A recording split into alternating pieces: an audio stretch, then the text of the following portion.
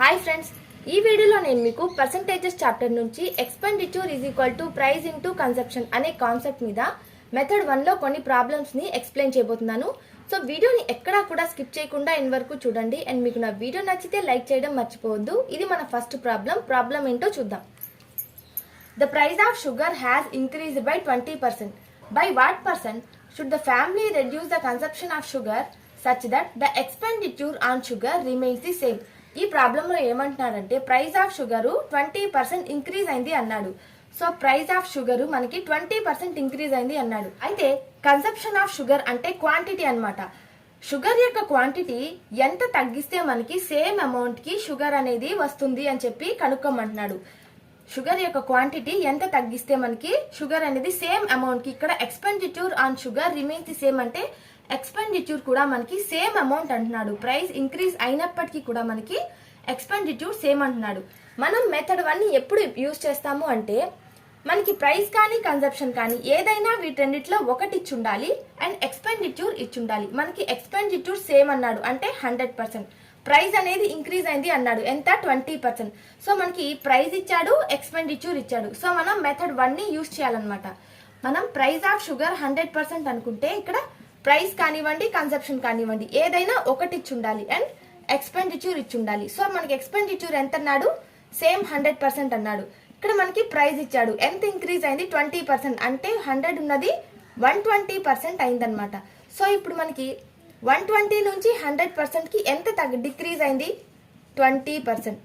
20% is what percent of 120 into 100 that equal to 0 0 2 1s 2 6 that equal to 16.66% మనకి consumption of sugar reduce అయిందనమాట.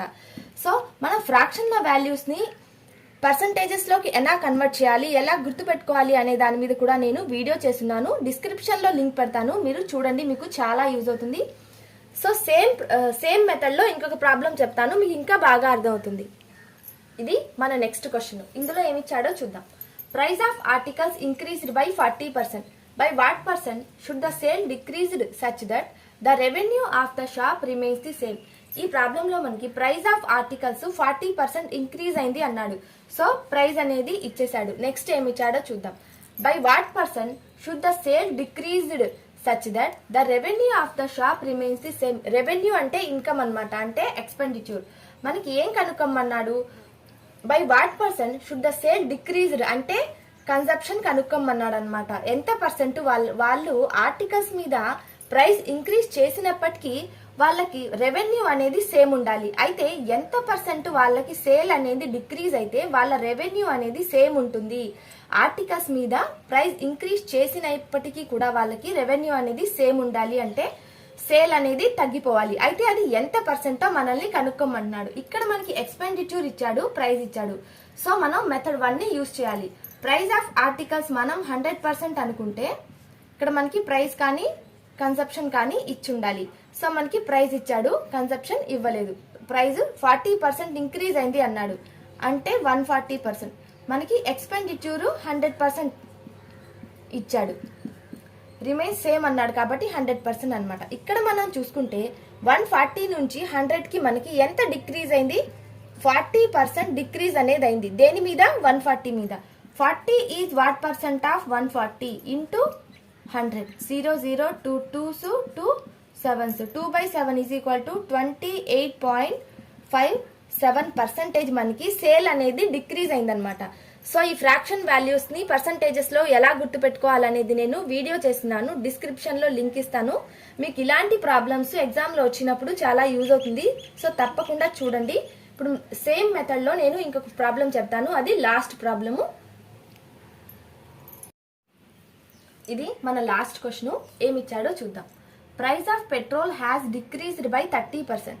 By what percent can the person increase the consumption of petrol such that the expenditure on petrol remains the same.